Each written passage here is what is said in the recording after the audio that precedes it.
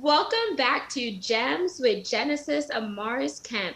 With me today, I have Dave Leo Baker, and our topic is going to be music in ambient spaces. But before we start, here's a little bit about Dave. He plays music to support the voices of Clubhouse. He says, DM me to bring it to yours. He's in the house musician for Body Soul, a great meditation app by SpeakEasy Enterprise at Soulpreneurs on the Clubhouse app. Check out Dave Leo Baker on Instagram. Get his music, leave a review or a tip, and ask your smart speaker to play Dave Leo Baker when you're ready to unwind. So, without further ado, I'm going to let Dave introduce who he is, and then we're going to jump into this amazing topic. Once again, it's music in ambient public spaces. Thank you, Genesis. Thanks for having me on your show. It's a great privilege. Um, I am Dave Leo Baker, and I have become exclusively an ambient meditation musician. And it's funny, but a lot of people think of ambiance when it comes to music as a new thing, but it's got an amazing and rich history behind it. I have 7 albums in your favorite music stores. 3 of them are meditations based, or you could consider it to be kind of reflection, those kinds of things. I have those are meditations 1, 2, or meditations, and then meditations 2 and 3 with the Roman numerals. We artistic people do our thing. And I've got a few others. One for the COVID-19 crisis called COVID-19 Albums from Nature, or Answers from Nature, which is a re-release of some tracks and a release of a bunch of prior unreleased stuff. And I've got a 90s album out, a collection of short piano pieces, which we'll probably get into the whole 90s New Age piano movement a little later. But yeah, there's a lot for you to choose from, or you can just hit the top tracks playlist and relax and unwind, use it to fall asleep and all that stuff. What a privilege to be on your show, Genesis. Thank you. My pleasure, Dave, and thank you so much. And for those of you who are just tuning in, Dave is going to be playing softly in the background, and then he's also going to answer questions to tell us about how he got started in the music industry and so forth. So, Dave, what made you get into the music industry? What was your inspiration, or do you feel like you were forced into it? My inspiration, I grew up in a very classical music orientated family. My parents were very much exclusively classical music, and so I started there, and just taking lessons as a kid and stuff like that. But when I first got acquainted with electronic music really got acquainted was with the Fresh Air series by Mannheim Steamroller, if you're familiar with them. They're such a wonderful group, and they're all keyboardists. They use other instruments too. And of course, being that I got my start on piano, the logical next step would be keyboards. And really, I have a lot to be grateful for. A lot of beautiful artists like Ray Lynch, the famous Deep Breakfast album. Even George Winston, the pianist from the 1980s, who still performs, by the way. And so that was during the 1980s, when it's a great time to be alive, and a great time to learn keyboards. And I ended up doing a little work for some independent film. I wasn't playing ambient at the time. I wasn't playing any of that. Well, I sort of. We called it experimental and space age and stuff, but not. It wasn't as fully developed as it is today. But I was playing a lot of rock and a lot of hits and a lot of sticks and yeah, Madonna and a bunch of different. And even Emerson, Lake and Palmer as a keyboardist. Those of you who remember that stuff, that really difficult stuff that you had to do in order to get some auditions. And then turned into a new age pianist in the 90s, when that was really the way to go as a pianist and as a keyboardist. So I went a few years dry of electronics. I went all acoustic piano for a few years. that's basically how I got my start. It was really, if you're in the 80s, was a great time to learn electronic keyboards, and there was so much discovery going on, so many awesome influences.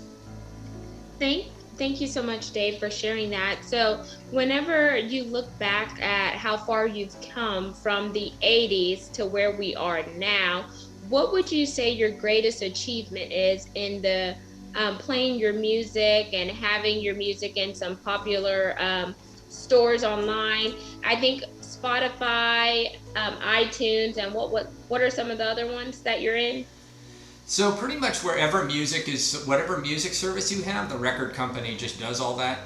Everything but Pandora is what I tell people. So if you use Spotify, Deezer, iTunes, YouTube, Google Music, Amazon is where you can buy it for the MP3 files.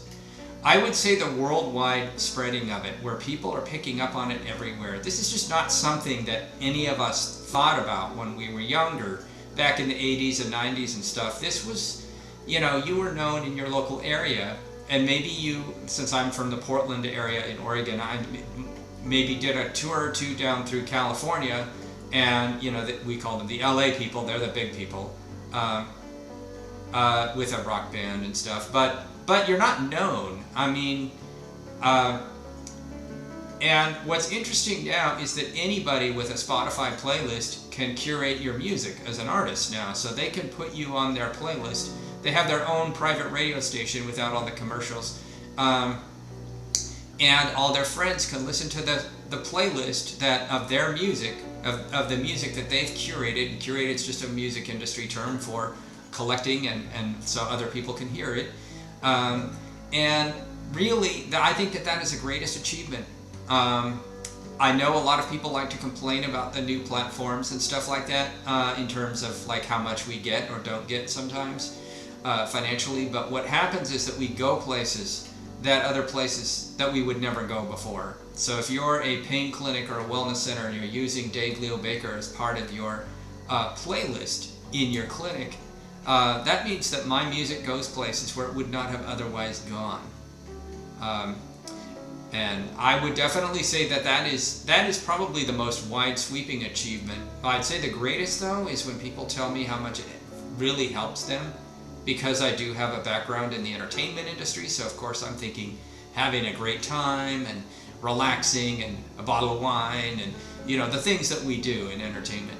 And yet it's got a, like, you dare I say, almost a spiritual dimension that has sort of morphed from my music, maybe from midlife crisis, going through things and having gone through some changes. But that is actually really amazing when people tell me how they have been impacted by the music and just uplifted and felt better and stuff. Yes, because as you're playing right now, it's just so soothing. Like it just feels like I want to be near a beach with the sounds going, a nice little waterfall or something amazing. So whenever we think about ambient music in public spaces, what public spaces have you played in? Like whether it's Macy's or some of those Nordstrom's or places like that, where you would just come in and just set the tone to the place and just kind of let people be drawn in by your music. Have you done those? In the 90s I did. In the 90s, before I had my dry spell, when I was out of the industry for a couple of decades. But I did. I played several clothing stores that don't exist anymore. I did play at Nordstrom's, and I played shopping mall, actually, believe it or not. So sort of a boutique shopping mall in a tourist town.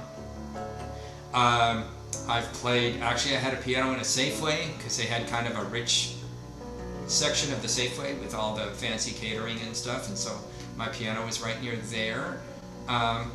Used to be common to have pianos in these ambient spaces, and the way that it used to be a generation before me was that somebody would come in and they would play the standards, if you're familiar with all of the great Broadway standards from the 50s, and they would come with this giant phone book sized book and they would play the standards.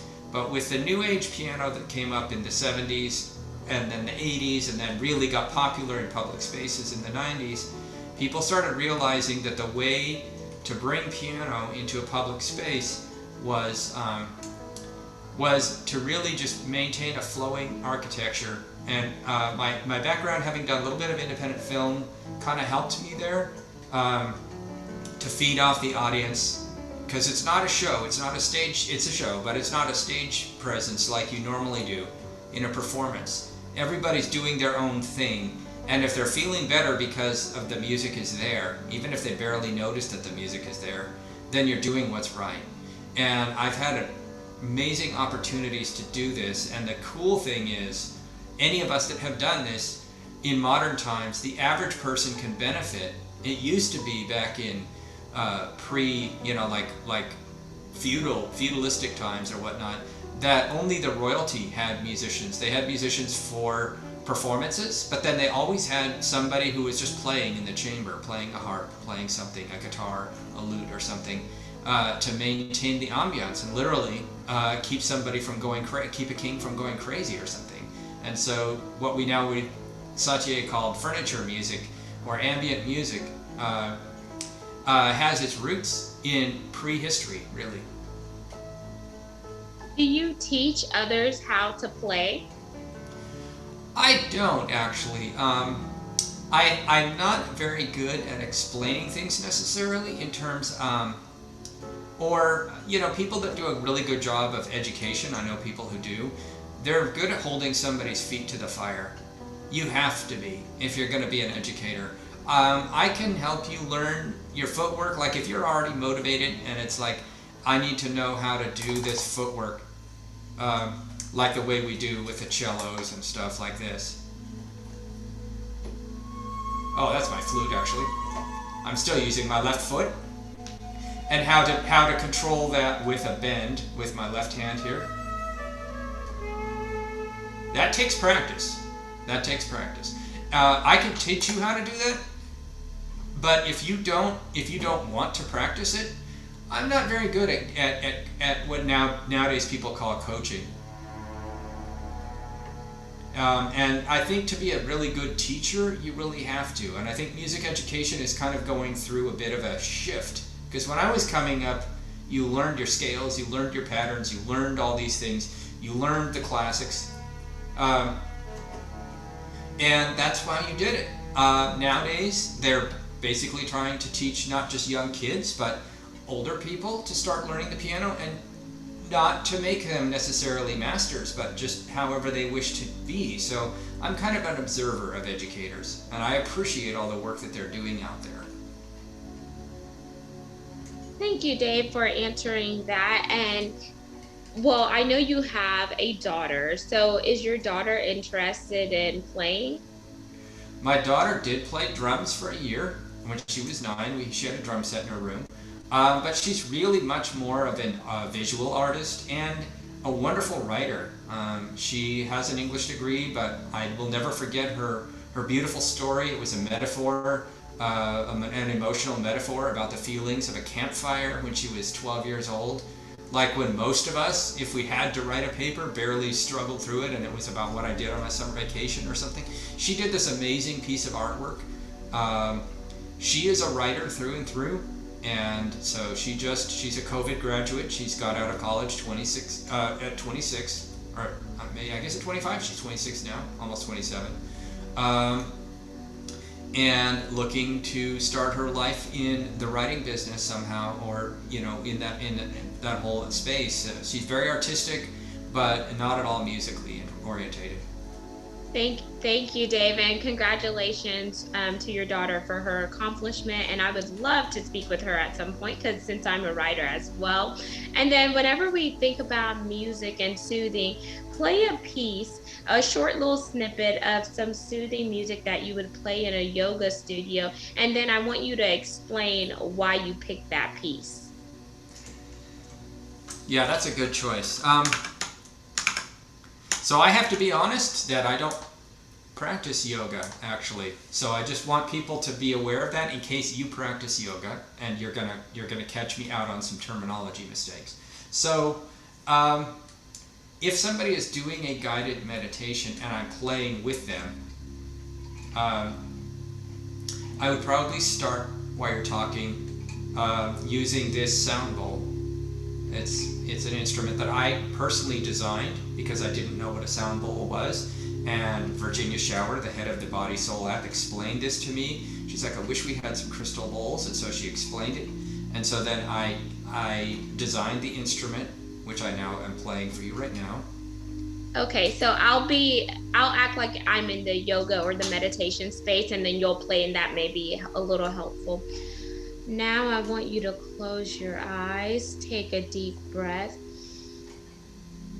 Exhale, visualize what you see. I want you to manifest how you want your day to flow throughout the day. Just let go of the negative energy. Let go of the negative spaces.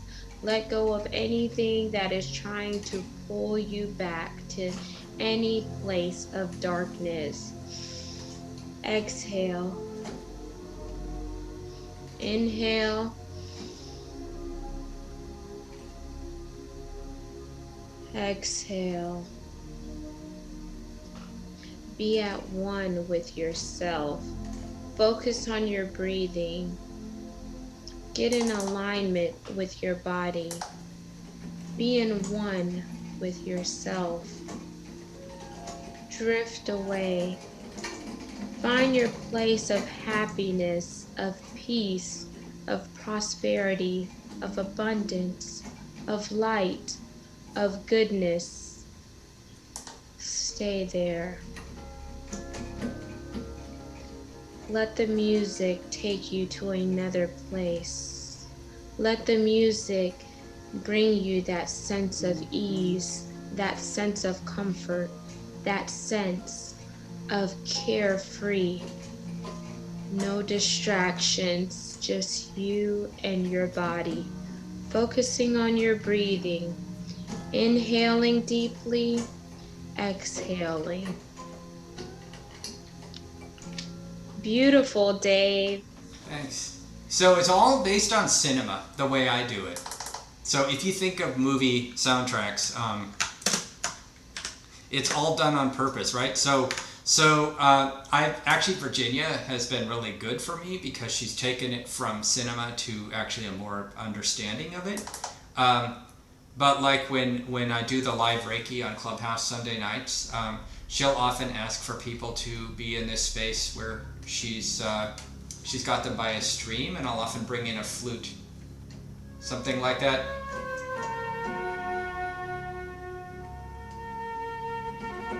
And you probably hear the drone in the background. That's because that's the left side of my keyboard. You have to set this stuff up ahead of time as a musician. And my right foot is holding that drone down.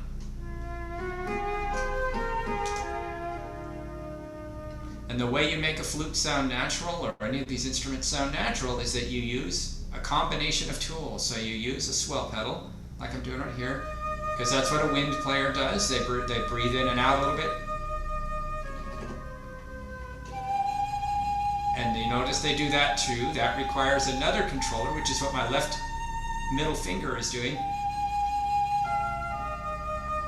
And I'm not doing so much vibrato. That there's a tone wheel that my left index finger is operating. And on a sample like this, it just changes which flute I'm using. But on a lot of instruments, like the cello here, it actually controls the vibrato.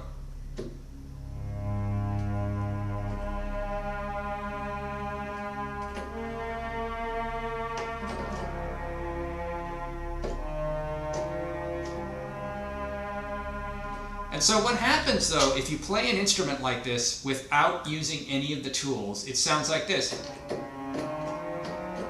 Kind of flat, doesn't it? Just kind of lifeless. Yes, it sounds much better the other way. So what you used to get is people my parents' generation, I'm not picking on people my parents' but they would walk into a keyboard store and they knew nothing about it, like my mother, and she would hit strike play on the strings a little bit and say, it just sounds like a fake organ type of sound. Well, it does until you perform on it properly. And so the challenge is you take somebody who's had nothing but a piano education and you move them into electronic music. So they take their piano work with them and they have to learn a few organ techniques, but mostly you have to learn how to perform the individual. So when you play keyboards, you're playing many different instruments. Like you've heard me play 2 instruments at a time here. I sometimes play 3, where I have a bass drum, a Native American flute, and a set of strings. And that can get a bit challenging, but you have to practice the various parts of that. Because as a piano, it's how hard you struck the key and those kinds of things, and the control you have there. I'm way oversimplifying students of the piano, I realize that. But with strings and flutes and horns, you have things like portamento, which is a whole different feel. Like between the notes, it's not articulated the way a piano is. And so you have to learn how to do that. And you can tell the difference between a pianist who's playing on a keyboard and a keyboardist who basically knows how the instrument is supposed to be voiced and is working with that.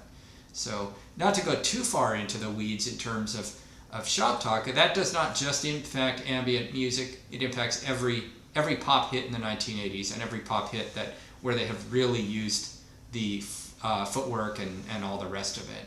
But it does impact what used to be called New Age music. Is still technically New Age music, which is one form of ambient, because we're doing so much world instruments. So Dave, if someone were to ask you, do you prefer a piano or a keyboard, what would you pick and why? Depends on how they ask it. So if I was going to die on a desert island, if I was going to live the rest of my life on a desert island with only one, piano or keyboard, I would have to take the keyboard because of the variety. And I know many students of the piano will be upset by that statement. Because piano is the instrument with the tradition behind it. But of course, many keyboard instruments pre-existed the piano. But I will say that even this piano now has had that little string underneath it, and I can pull that out, and so all we have is piano. I'll say that depending on the environment, the piano can sometimes be the very best, obviously, to concert on. If you're going to do a piano concert, then I would much rather use a piano to piano concert on than to use a digital. Or, of course, but if I'm on a desert island, I'm going to take the synthesizer, the keyboard, where I can dial in a whole bunch of patches with my controls and do various different things, as well as do piano.